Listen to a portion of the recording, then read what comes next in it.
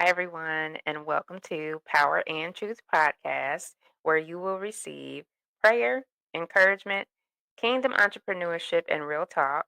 I'm your host, Cami Barnes, here today with episode number 10. Today, what I would like to share with you all is really just some words of encouragement. We can all tend to feel discouraged at times when we're on this journey and we're working towards our goals, we're working towards whatever it is that we're doing in life, and the challenges keep coming. And we know that the challenges are going to continue to come, but at times it gets hard to stay encouraged and to stay hopeful and to stay focused on what it is we're working towards when we are continually feeling as though we're doing everything we're supposed to be doing, but we're still encountering these challenges that are coming our way. Whether it's financial issues, whether it's challenges in your interactions on your job, and not feeling valued and not feeling that you are accepted, all of these things can be challenges that we're faced with as we're working towards a particular thing or really just sort of trying to figure out what our purpose is in life.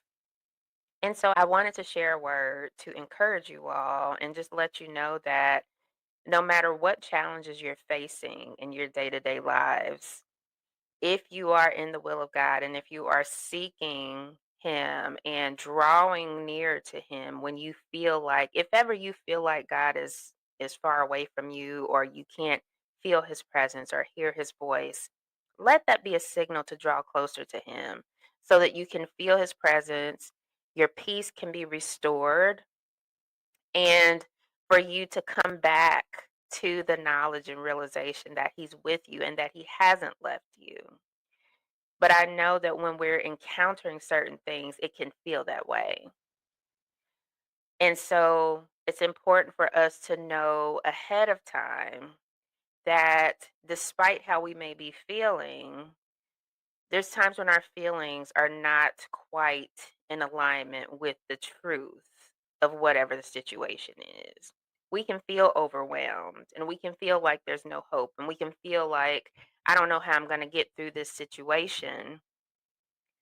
But logically, we know that there's not been a situation that's occurred yet in our lives that we've not been able to overcome and deal with. Logically, we know that storms don't last always. We know that there are seasons in life where we may be encountering certain things, but it's never anything that is indefinite. Seasons come and seasons go. And so we just need to stay encouraged, do what we need to do in whatever particular season we're in order to get through that, in order to push through that. And of course, staying focused on whatever the task is, whatever that assignment is, whatever that purpose is, drawing closer to God the entire time so that He can be our strength in our times of weakness. What's brought to my thoughts is the story of Joseph in the Bible. And if you're not familiar with the story, Joseph is one of the sons of Jacob. Joseph is a dreamer. He has these dreams that are very vivid, and his dreams operate in the prophetic to a certain extent. And he has these dreams. He's also able to interpret dreams, and he's very skilled at doing that. But in the beginning of his story, what's happening is Joseph is the second to youngest out of 12 boys. So he's just above the youngest child. So the youngest two children are Joseph and Benjamin. Joseph and Benjamin are the youngest of all of Jacob's sons. So Joseph is just above Benjamin. And so he has all these older brothers. And one day Joseph shares with them a dream that he had that basically meant that at some point he was going to be elevated above them and that his brothers were going to essentially be looking up to him in reverence of sorts. And he shared this dream, and his brothers sort of scoffed at him and laughed at him, and they were offended at the fact or the idea that at some point Joseph would be above them in some way, and they would be sort of looking up to him in reverence and whatever the case may be with that. And so they said, "Oh, you think you're gonna be ruling over us?" And of course, them being the older brothers, they didn't have that sort of respect for him. And also, they felt some enviousness because Joseph was essentially his father's favorite child. He was Joseph and Benjamin were Jacob's favorites because they were born from Jacob's wife that he loved more than anything. He had such a deep love for their mother, and they had experienced such challenges conceiving that when Joseph was born and then when Benjamin was born, there's just a love that really tied him to those 2 boys that was slightly above what he felt for the other boys because their mother actually died after she gave birth to Benjamin, and again, Jacob had such a deep love for her, but anyway, because of the enviousness of Joseph being favored by his father, and his father giving him this beautiful coat of many colors, and Joseph being this dreamer and having this dream that his brothers, that he would at some point be elevated to some status in life where his brothers would be looking to him for help and seeking to reverence him in some way because he's going to be up here essentially and they're going to be down here.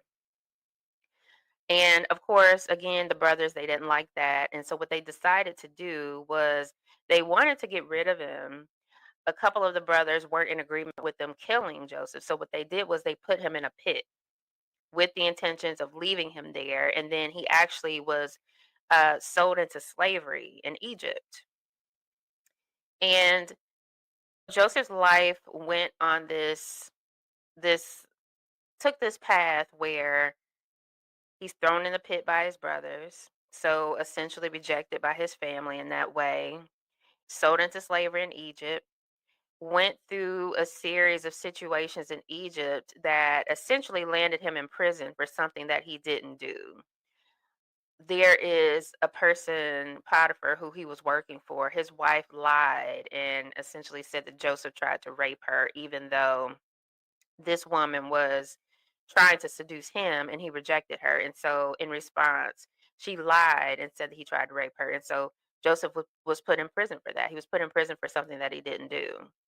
And throughout all of that, one would look at that situation and be like, wow, how on earth is God favoring him as he's being put through these different challenges? He's put in a pit, he's put in prison for something he didn't do. And Joseph hadn't done anything to deserve any of these negative things that were happening to him. But fast forward, through his gift of interpreting dreams, Joseph was able to interpret dreams for 2 people that he met in prison. So that put him on the radar of someone who could potentially help sort of push him to the next piece of his journey. And then he ended up interpreting a dream of Pharaoh. Pharaoh was having these dreams and he couldn't understand what the dreams meant. And so, because Joseph had successfully interpreted a dream of 2 people while he was in prison, one of those guys died, the other one was sent back to work in the palace. He was the one who put it on Pharaoh's radar that, "Oh, there's this guy he's in prison right now. He's able to interpret dreams, and he interpreted my dream and it was true, and he interpreted this other guy's dream and it was true, and he's dead and I'm not. So let's go ahead and have him interpret this dream for you, Pharaoh." So he did, and Joseph, essentially the dream was revealing that there was going to be 7 years of plenty and 7 years of famine in Egypt. And by Joseph sharing this with Pharaoh, that allowed them as a people to prepare for that, and it sort of gave them favor because that prophetic word that Joseph was able to give through his interpretation of that dream allowed them to prepare for what was coming. So during the years of plenty, the plan was to gather up and store up as much as they could in order to prepare for the 7 years where there would be famine and there would be, less food and all this other stuff. So Pharaoh was so impressed by that that he elevated Joseph to being essentially his right hand, his second in command, and put a ring on his finger, propped him up, elevated him to this very prestigious position where his authority was almost to the level of Pharaoh in Egypt. So imagine going from this humble beginning, being rejected by your family, put in a pit, sold into slavery, put in prison for something that you didn't do. The whole time, you're likely wondering why these things are happening to you. And you're wondering if God is with you. And you're wondering what you've done to deserve these things that continue to happen to you. And God had already given you this vision of being elevated to a certain point, but everything that's happening prior to that has you questioning and wondering like, okay, Lord, you gave me this vision. You told me that this was going to happen, that this is where you're taking me to, but everything that I'm encountering feels contrary to that. So imagine that, imagine that. And that feels true for a lot of us, even now, where there's so many of us who are starting to get a bit weary in our well doing. We feel like we're doing everything we could possibly do. We feel like we're in alignment with God. We feel like we've heard from God. He's given us this vision of what our purpose is, and we're taking the steps that we need to take. But it feels like we're encountering things left and right, and we can't hardly recover before the next thing happens. And what I came here to tell you today is all of those things that you are encountering, they're all a part of God's plan and process for you. God has not left you nor forsaken you.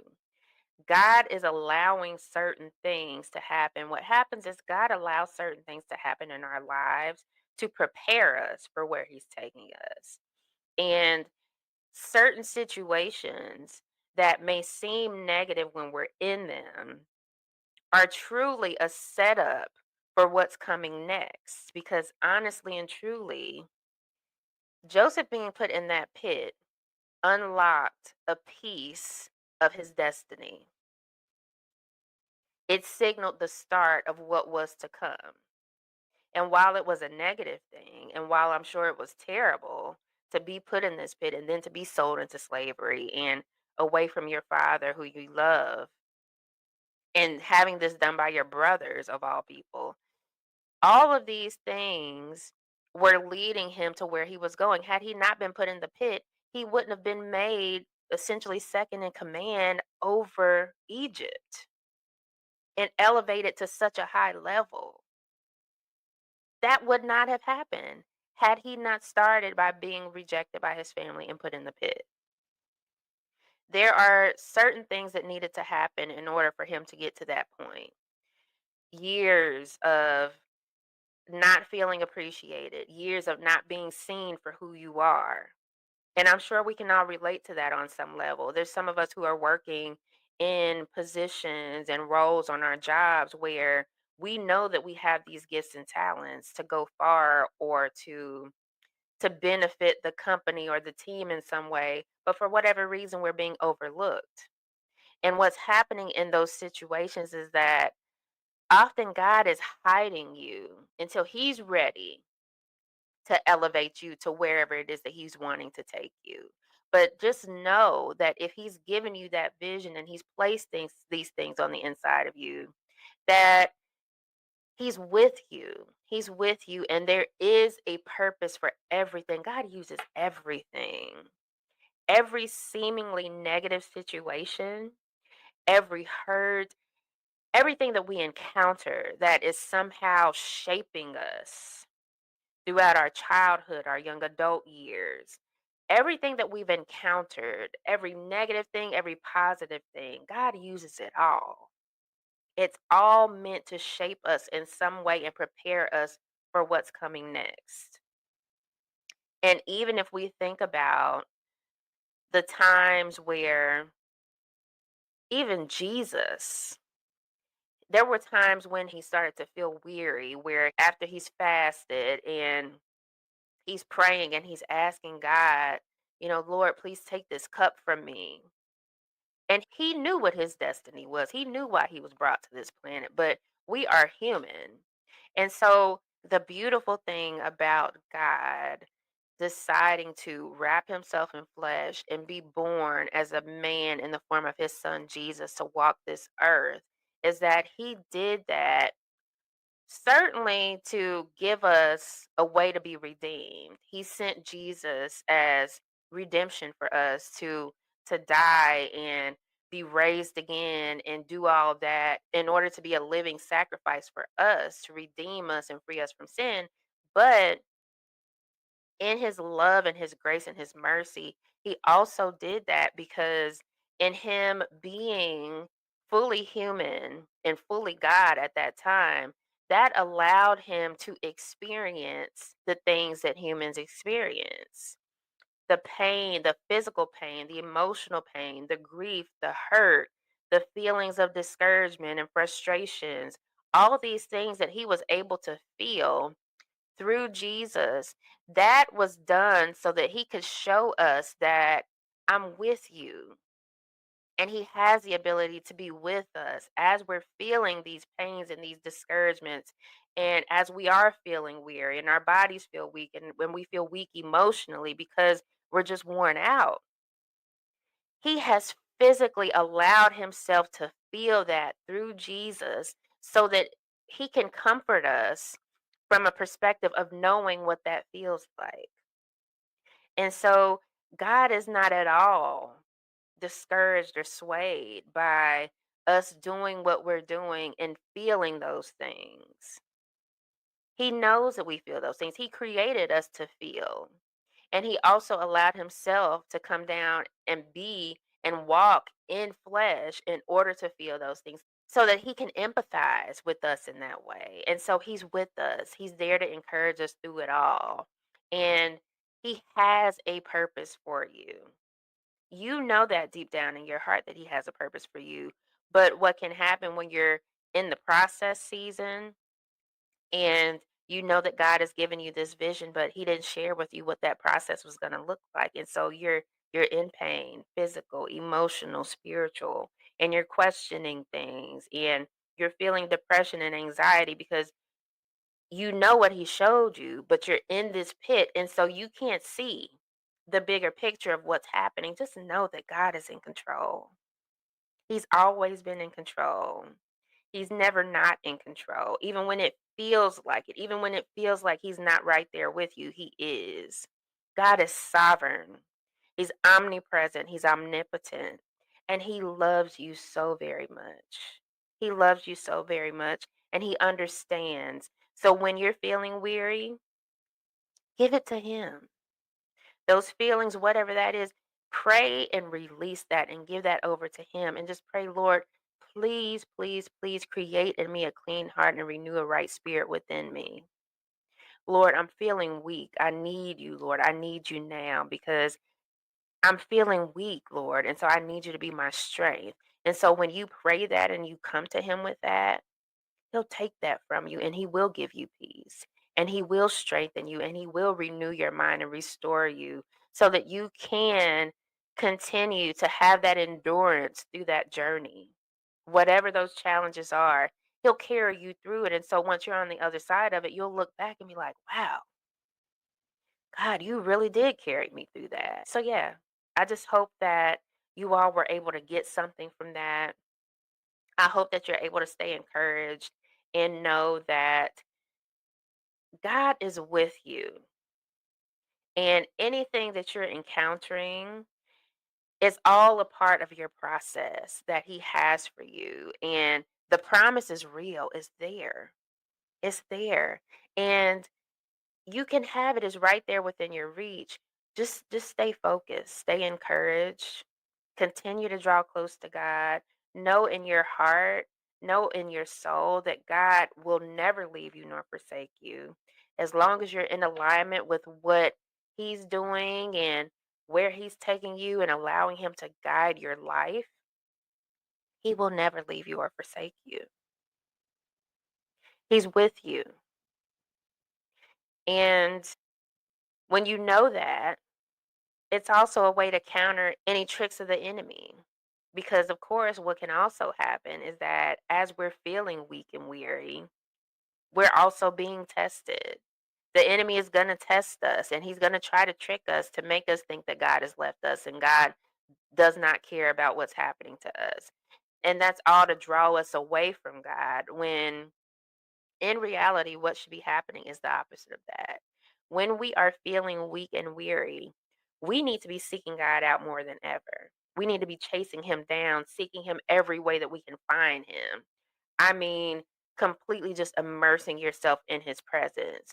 Prayer, put your gospel playlist on, get to worshiping, get into gratitude because that's another way to sort of shift your thinking away from the stuff that's happening right now is tapping into the gratitude of what you know that God has already done. The gratitude that there's never been a situation, there's never been a time where God has left you. There's been so many times where God has showed up and showed out for you. There's times when He could have left you or forsaken you, and He didn't. There's times that He came through for you when you didn't know how something was going to turn out. You didn't know how you were going to survive something. And He was able to take that thing and turn that thing around and lift you up out of places where you put yourself, where your choices and decisions put you. But yet and still, He was able to clean you up and elevate you and prop you up and take you to where you're supposed to be and stripping things away and cleaning you off, dusting you off to show you who you really are in Him. And as bad as things are at any given point in time, they could always be worse. And so sometimes what we need is a shift in our thinking pertaining to whatever it is that we're dealing with. Know that there are people who have it worse off than you. And so there's always something, no matter how bad things get, there's always something to be grateful for. The breath in your body, being in your right mind, being able to have movement of your limbs, being able to get up and move around. There's people who woke up this morning who didn't have that ability. There's people who didn't wake up this morning who they died in whatever the situations they were in. So as long as God allows you to have breath in your body, there's always hope. And if you know in your heart that God gave you a vision for where He's taking you, let that be your hope. Don't let the enemy come in and throw you off course. Don't let distractions come in and throw you off course because those distractions are going to come. God is using the season to prepare you. This is a process season that He has you in. But in the midst of that process season, you will be tested by the enemy because the enemy is going to try to come in and undo what God is trying to do and throw you off course and keep you from making it to where God is trying to take you to. So, knowing that and being aware of it, it gives you a leg up on this battle. It gives you inside information on this battle when you know what you're battling against and when you know how to battle against that. It gives you a leg up. It gives you some inside information when you're aware of it. So just know that. Just know that. Stay encouraged. Stay the course. Whatever it is that you're dealing with right now, it's just a season. I promise you, it's just a season. And every season passes. Every storm has a purpose. Every process season has a purpose. And it's all working to the good of those who love the Lord. And so just draw closer to Him. He loves you, He's not left you. And know that everything that you feel like you've lost, God has the ability to restore tenfold. And He has the ability to restore your peace and your joy. All those things are found in Him. Romans 8 and 28 says, "And we know that for those who love God, all things work together for good, for those who are called according to his purpose." So just know that. Hold on to it for dear life. Repeat that to yourself if you need to in order to shut off any negative thoughts. He's with you. Father God, in the mighty name of Jesus, I pray. Dear Lord, I thank you for the listeners today. Dear Lord, I thank you for fresh revelation, dear God. I thank you that we know that all things work together for our good as long as we're in your will and in your purpose, dear God. And so we thank you for your grace and your mercy. We thank you for never leaving us nor forsaking us, dear God. Dear Lord, I pray that you just comfort anyone who needs comfort right now in this season, dear God. Your people are feeling weary. There's somebody listening who feels weary, they feel stressed out, they feel worried, they feel anxious, they feel depressed, they feel sadness, Lord. So just breathe your breath of life over them, dear God. Create in them a clean heart and renew a right spirit within them. Renew their minds, Lord, so that they can know and remember the joy of their salvation and remember that you're with them and you will never leave them and that what you have for them is greater than anything that they can conceive of, and that you're using every part of this process to get them to where you're taking them to, dear God.